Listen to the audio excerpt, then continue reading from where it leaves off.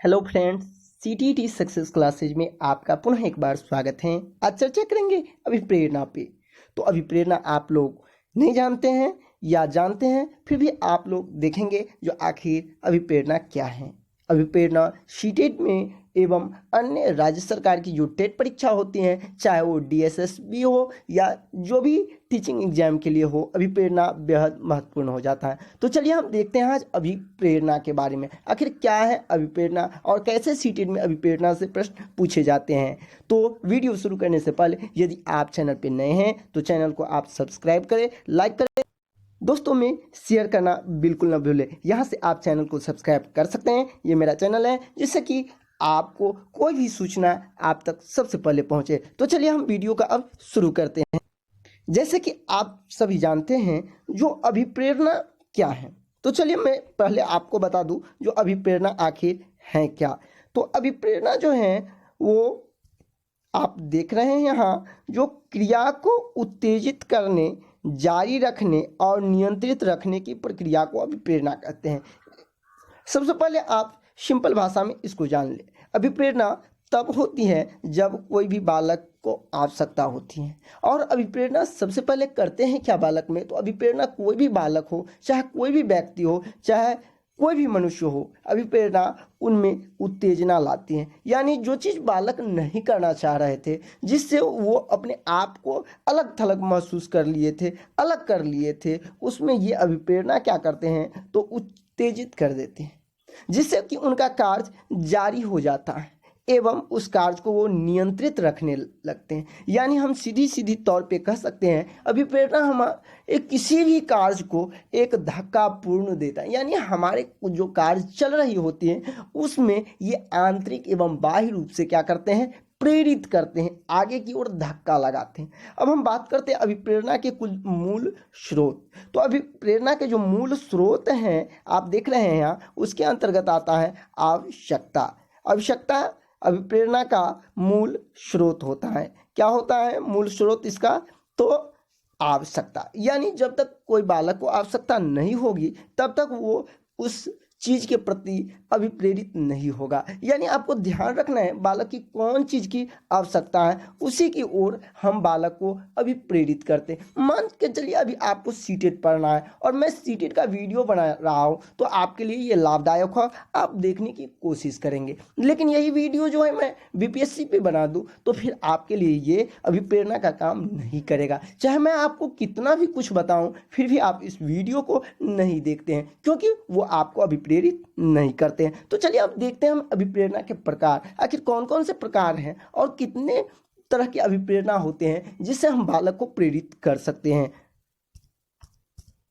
जैसे कि आप यहाँ देख पा रहे हैं अभिप्रेरणा का प्रकार दिया गया है। अभिप्रेरणा को मुख्यतः दो भाग में बांट दिया गया है। आप देख सकते हैं, एक आंतरिक अभिप्रेरणा और दूसरा बाह्य अभिप्रेरणा। यानी अभिप्रेरणा को दो पार्ट में कर दिया है, पहला आंतरिक अभिप्रेरणा और दूसरा बाह्य अभिप्रेरणा। कहीं कहीं आपको अभिप्रेरणा और भी पार्ट में मिलेंगे, जिसमें आपको देखने को मिलेगा जो आपका जो है प्राकृतिक अभिप्रेरणा, प्राकृतिक यानी जैविक जिसको आप बोलते हैं, जैविक अभिप्रेरणा। एवं दूसरे पार्ट में आपको देखने को मिलेगा जो है मनोगत्यात्मक अभिप्रेरणा, यानी मानसिक अभिप्रेरणा। लेकिन यहाँ आप देखेंगे जो आंतरिक अभिप्रेरणा और बाह्य अभिप्रेरणा, यानी आंतरिक अभिप्रेरणा क्या है और बाह्य अभिप्रेरणा क्या है। तो मैं आपको बता दूं, आंतरिक अभिप्रेरणा वो अभिप्रेरणा होते हैं जो आंतरिक तौर पे बालक में अभिप्रेरित होते हैं, यानी जिसके लिए बालक खुद व खुद आंतरिक रूप से प्रेरित होते हैं, बशर्ते उसको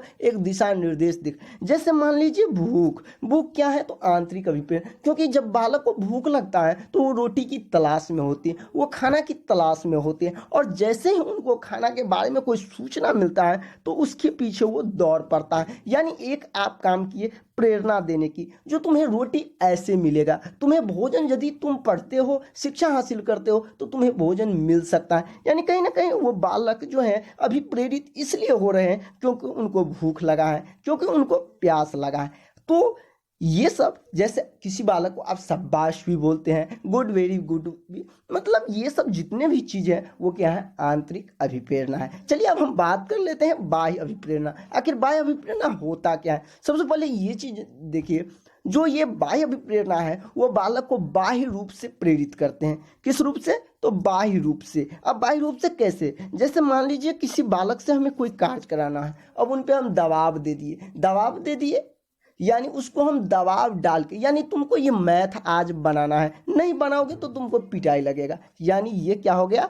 आप उनको बाह्य रूप से अभी प्रेरित करते। आप उनको भय दिखाकर, एक माता पिता अपने बच्चे को भय दिखाता है, यदि तुम ऐसा नहीं करोगे तो मैं तुमको ये कर दूंगा, यानी आप जान चुके हैं उसमें बालक आंतरिक रूप से तो नहीं होता है, लेकिन किसी दूसरे के कारण वो उस चीज के लिए प्रेरित होते हैं। तो जब कभी भी ऐसा आपको लगे जो बालक यहाँ खुद तो प्रेरित नहीं हो रहा है लेकिन किसी तीसरे पक्ष के कारण वो प्रेरित होने की कोशिश कर रहा है, वो प्रेरित हो रहा है, तो वो बाह्य अभिप्रेरणा के अंतर्गत आ जाता है। इसी तरह आप देखते हैं ताली बजाता है। मान लीजिए आप क्रिकेट के मैदान में हैं, छक्का चौका लगाना तो क्रिकेटर का काम है, लेकिन आप क्या करते हैं? तो वहाँ ताली बजाते हैं। ताली बजाने से क्या होता है? तो उनके मन में एक उत्साह जगता है, उन्हें अभी प्रेरित करता है। तो उसी तरह ताली या किसी बच्चे को आप टॉफी देते हैं, वो भी क्या है? बाह्य अभिप्रेरणा है। चलिए अब हम और कुछ भी जान लेते हैं अभिप्रेरणा में और भी क्या क्या चीज़ है।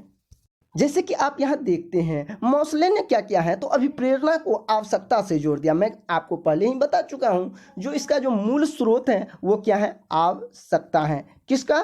तो अभिप्रेरणा का। अभिप्रेरणा का मूल स्रोत क्या है? आवश्यकता है। उसी पर मोसले ने अपना कुछ एक सिद्धांत दिया और उसने बताया, मोसले का मानना था कि जैसे जैसे बालक की आवश्यकता होती है ठीक उसी प्रकार उसका जो है अभिप्रेरणा भी कार्य करता है। जैसे कि आप देख सकते हैं फर्स्ट नंबर पे है शारीरिक आवश्यकता। मान लीजिए आपके शरीर की आवश्यकता है, भूख प्यास, ये तो सबसे पहले बालक इस ओर अभिप्रेरित होंगे। मान कर चलिए किसी को भूख लगा है और उसको आप शिक्षा के लिए प्रेरित कर रहे हैं, क्या वो प्रेरित होगा? बिल्कुल नहीं होगा। यही था मोसले का मानना कि सबसे पहले बालक अपनी शारीरिक आवश्यकता पूर्ति करती, उसके बाद बालक सुरक्षा की आवश्यकता का मांग करता है और उसके बाद आत्मीयता की आवश्यकता, सम्मान की आवश्यकता और लास्ट में आत्म सिद्धि की आवश्यकता। यानी आपको इसमें समझना है कि जब कभी भी हम बालक को अभी प्रेरित कर रहे हैं तो आपको सबसे पहले शारीरिक आवश्यकता पर ध्यान देते हुए इस टर्म से आपको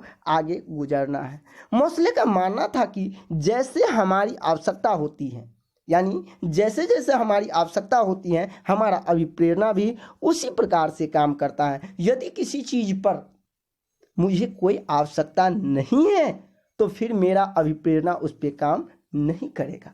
जैसे कि मान लीजिए आप ही लोग में से कोई सीटेट पास कर चुके हैं और कोई नहीं पास कर किए। मान लीजिए जो पास कर चुका है उनको यदि हम सीटेट के बारे में कुछ बताएंगे तो वो सोचेंगे नहीं नहीं अभी मुझे नौकरी चाहिए, सीटेट तो मैं पास हूँ, यानी उसके लिए मेरा अभिप्रेरणा कम। लेकिन वही व्यक्ति जो सीटेट पास नहीं किया हुआ है उनके लिए मेरा बात बेहद ही महत्वपूर्ण लगे, क्योंकि उनको लगेगा मुझे ये आवश्यकता है, मुझे सीटेट पास करना जरूरी है। यानी मोसले का मानना था कि जैसे जैसे हमारी आवश्यकता बढ़ती है वैसे वैसे ही हमारा अभिप्रेरणा भी काम करता है। अभिप्रेरणा हमारी आवश्यकता पर निर्भर करती है। मोसले का यह मानना था कि हमारी जो अभिप्रेरणा है वो हमारी आवश्यकता पर निर्भर करता है। यानी जब कभी भी बालक को आप अभिप्रेरित कर रहे हैं तो आपको ध्यान रखना है कि उनकी आवश्यकता क्या है। यदि आप आवश्यकता को नज़रअंदाज करते हुए उनको अभिप्रेरित कर रहे हैं तो फिर वो अभिप्रेरणा सही नहीं होगा। तो ये था अभिप्रेरणा। मैं आशा करता हूँ कि आपको ये वीडियो अच्छा लगा। मैं पुनः अगले वीडियो में आपको इसी तरह नए नए टॉपिक देता रहूँगा जिससे कि आपको सीटेट में किसी तरह की परेशानी न हो। चाहे जो भी शिक्षक से संबंधित न्यूज होगा मैं आप तक पहुंचाऊंगा। तो मैं फिर आपको कहूँगा यदि आप चैनल पे नए हैं तो चैनल को सब्सक्राइब करें, लाइक करें और यदि वीडियो अच्छा लगे तो दोस्तों तक शेयर करना बिल्कुल ना भूलें। धन्यवाद।